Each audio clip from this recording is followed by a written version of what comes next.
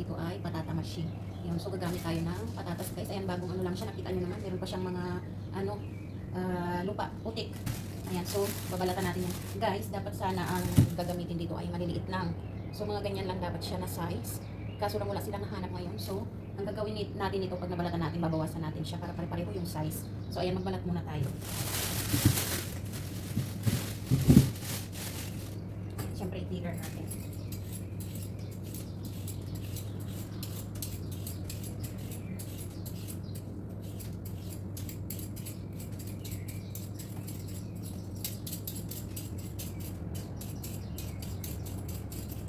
Ayan guys. So, pagkatapos balatan, ibabad natin sa tubig.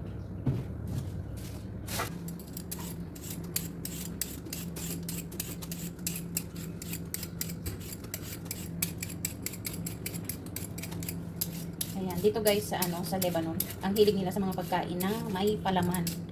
Ayan, so hindi siya kasi ano, madaling gawin. Puro matrabaho.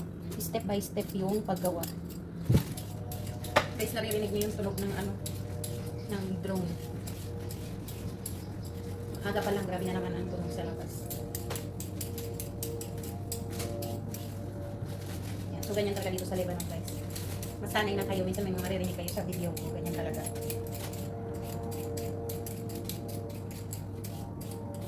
So ayan, sabi ko videohan ko ito guys kasi hindi ko pa siya na ano na i-video, wala pa akong upload na ganito. So para makita nyo kung paano ginagawa dito.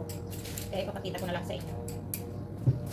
Ayan, tulong na rin ito doon sa mga bagong ano, magtatrabaho dito sa Lebanon. Makikita nyo kung paano yung pagluluto. Ayan guys, 10 piraso ang gagawin natin. Papaliitin natin ito guys kasi masyado siyang malaki. So para hindi masayang yung mga ikakat mo na parts, ilaga na lang. Pwede natin gawing mashed potato o maraming pwedeng gawin na ano, luto para hindi masayang kaysa itatapon mo. Ayan. So ganito ang first step niya. Pakita ko sa inyo guys, step by step. So, tanggalin muna natin yung mga pinagbalatan natin para walang kalat.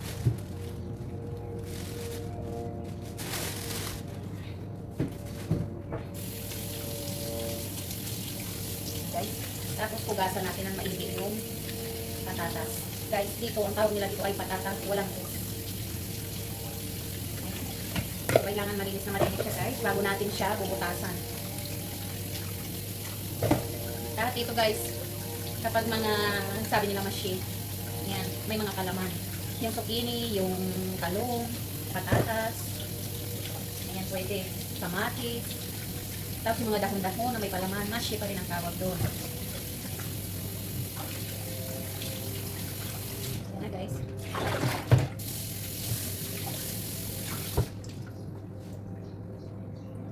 Ayan, ilipat natin.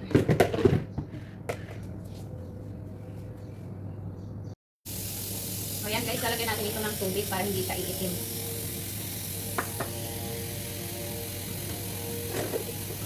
Tapos, kailangan natin ito. Ayan yung pangbutas natin sa patatas. Ayan, syempre kailangan natin ng knife. Yan guys, so ito dahil mahaba siya masyado, magbabawas tayo.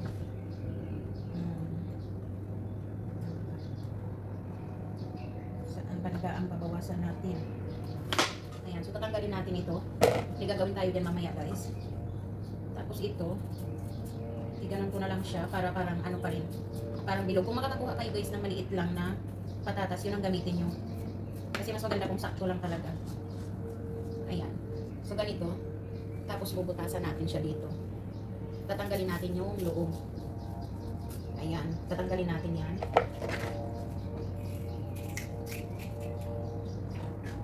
Tsaka ito guys, matrabaho talaga siya. Hindi siya yung mabilisang gawain. Pero pag nasanay ka na, okay na yan. Hindi ka na masyadong mag-a-adjust.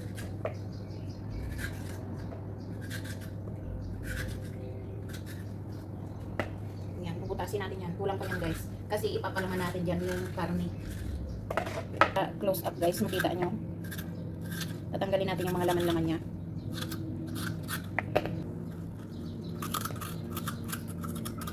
Ayan. Huwag niyo masyadong nipisin yung ano, matitira sa patatas guys. Kasi pag kinain nyo siya, puro naman meat na lang makakain nyo. So kailangan may kapal pa rin konti yung patatas. So ayan, ganyan siya. Oh. Tapos, pag naluto natin yung meat, ipapalaman natin dyan sa loob. So ganyan lang. Tapos tuloy-tuloy na natin yung ibang mga natira hanggang matapos natin. Ayan guys, tapos na tayo. So, ayan, maglagay tayo ng strainer. Tapos ito, pabaliktad natin siyang ipatayo. Ayan. Tapos ipiprito na natin siya guys.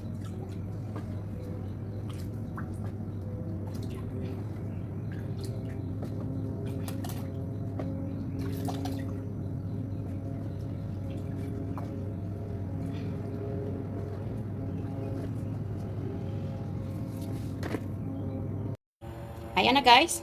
Ito na yung second step natin. Tapos, nagpapainit na ako ng mantika. Ayan, pwede na natin ilagay yung patatas.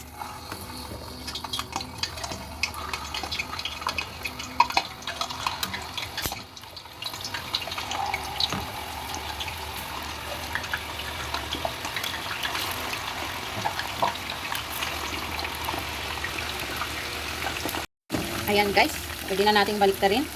Ayan, so ganyan lang siya oh. Huwag nyo namang ipag-brown masyado kasi i-oven pa natin siya guys. Ayan, so baliktarin natin. Guys, pasensya na sa tunog ha. Maririnig nyo yan sa video ko, alam ko. Kaso lang, hindi natin makokontrol talagang palaging may sounds na ganyan sa labas. Ayan, so hayaan lang natin maging ganito yung kulay sa ilalim. Tapos pwede na natin siyang hanguin. Ayan guys, okay na to. Ayan, tanggalin na natin. Tapos syempre ilagay muna dito. Ayan. Tanggalin natin yung mantika, guys.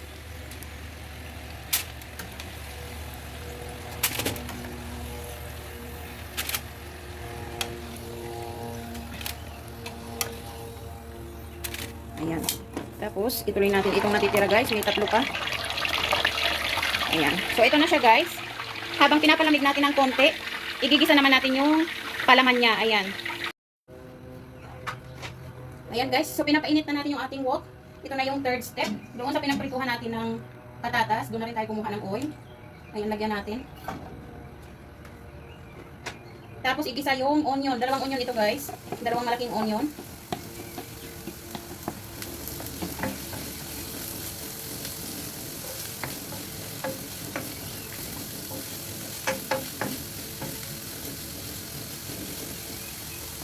Dagdagan natin ng konting oil.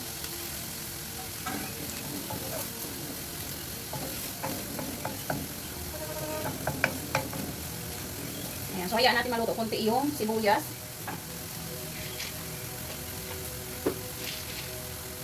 Habang ginigisa yan guys, lagyan na natin ng pine nuts. Ayan, para maluto-luto din siya. Ayan, so halos pare-pareho lang guys yung pagluluto nitong meat na palaman. Ayan, kahit gamitin nyo doon sa eggplant, ganyan.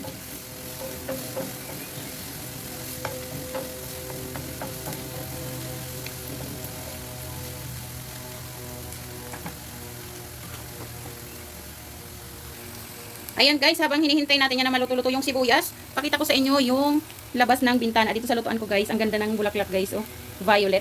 Ayan, so school yan guys, yan ang makikita nyo yung view dito sa kusina namin. Ayan, panahon na ng puno na yan na mamulaklak guys. So ayan ang itsura ng aking lutuan dito guys. Ayan, dito naman sa kabila. Ayan, buong school yan guys. Puro school ito. Ayan, so tuloy na natin itong ginigisa natin guys. Ayan, so pwede na natin ilagay yung ating giniling na karne. Ayan, so beef ito guys. Pwede rin naman gumamit ng lamb or pork. Kung gusto nyo ng pork, pwede naman guys.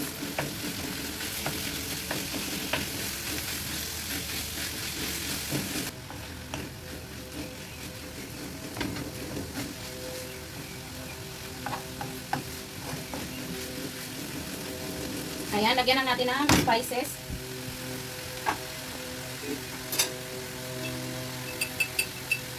Ayan, sa half kilo guys, maglagay tayo ng half teaspoon na sweet pepper.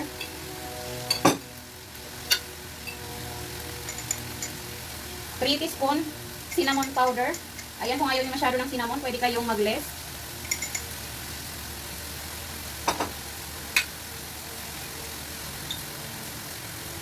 Ayan, konting nutmeg powder. Ayan, syempre lagyan natin ng salt. 2 teaspoon. Ayan, tikman nyo muna guys para hindi naman masubrahan ng alat.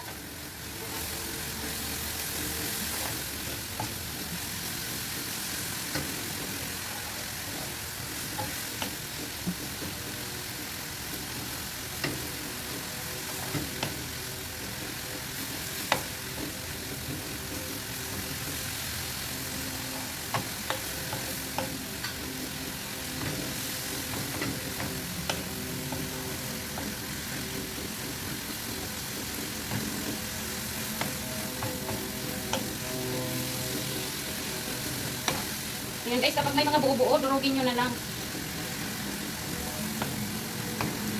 Ayan, normal po ito pag nagigisa kayo ng giniling. Giniling or mincemeat. Nagbubuo-buo talaga siya, kaya kailangan nyo siyang durugin. Ayan, so tamang-tama, maano na yung patatas natin. Medyo lumamig na yun. Tapos, ready na tayong magpalaman. Ayan guys, pagkatapos natin ito, gawin muna natin yung sauce. Ayan, para ready na pag pinalamanan natin, diretso na natin isasalang sa oven. Ayan guys, luto na yung ating palaman. Ayan. Okay, so next tayo. Ayan guys, lagyan natin ng tubig. 1000 ml ito. Tapos maglalagay tayo guys ng tomato sauce o kaya tomato paste. Ayan, nasa sa inyong anong gusto nyong gamitin guys. So pareho ko lang ginagamit yan. Lagyan natin ng 1 cup na tomato sauce. So guys, kung anong available sa inyo, tomato sauce or tomato paste, kahit alin dyan pwede nyo gamitin. Ayan, syempre haluin natin.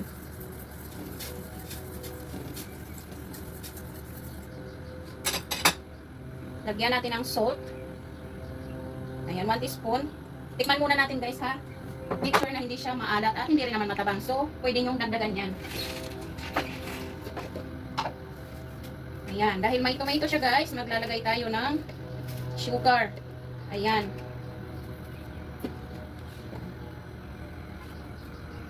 Ayan, at lagyan natin ng black pepper powder. Ayan, kung gusto nyo lang guys, pwede namang hindi. Ayan, so mas gusto ko nilalagyan ng black pepper yung sauce.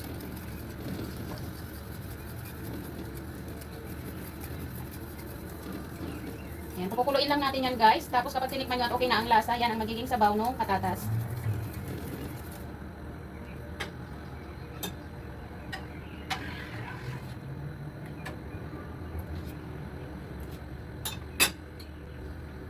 Kung matabang siya, magdadagdag ako ng half teaspoon na salt.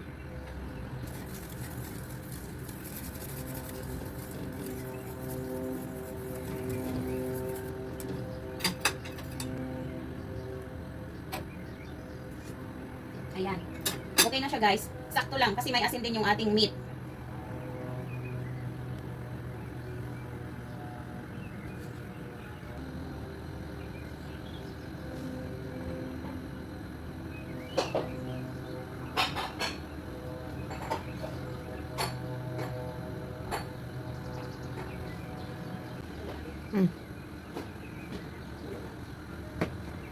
Ayan guys, kulo na siya. Ayan, pwede na nating i-off at maglagay na tayo ng palaman guys.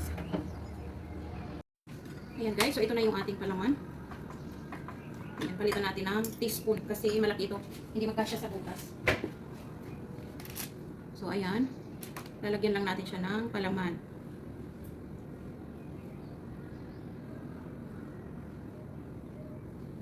Ayan, kung maliit ang butas guys, pwede namang kamay na ang gamitin nyo.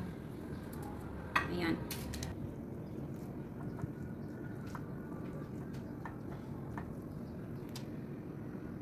Ayan guys. So ilagay na natin. Ayan po yung, ito yung maliliit sa alaga ko guys. Ayan. Ayan. So tatlo lang pala siya dyan. Ayan guys. So hindi natin mapagkasya kasi maliit yung ating lalagyan. Ayan. Kasya pala guys. So ayan. Tatlo lang sa alaga ko. Ayan, so yung tira natin palaman may gagawin ako dyan guys. Yung mga hiniwa natin kanina. Yun ang gagamitan ko nito. Ayan, so ilagay na natin yung sauce.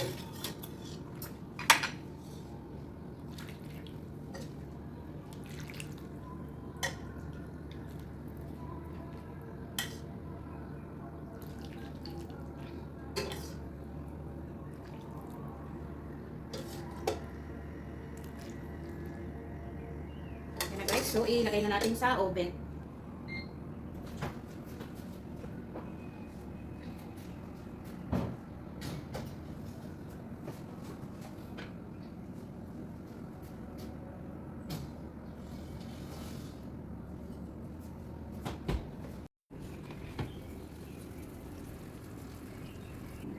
Ayan na guys, luto na ang ating stuffed potato or patata mashi.